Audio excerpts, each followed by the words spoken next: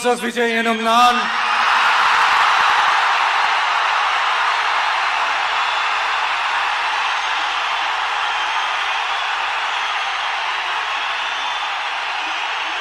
சட்டப்படி அமைக்கப்பெற்ற இந்திய அரசியல் அமைப்பின்பால்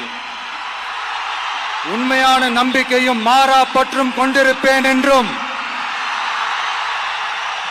இந்திய நாட்டின் ஒப்பில்லாத முழு முதல் ஆட்சியையும் ஒருமையையும் நிலை நிறுத்துவேன் என்றும்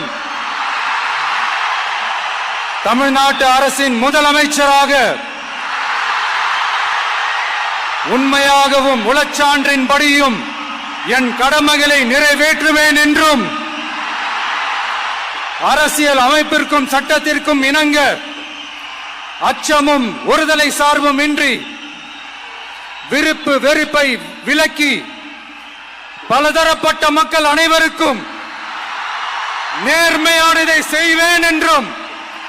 ஆண்டவன் மீது ஆணையிட்டு உறுதிமொழிகிறேன்.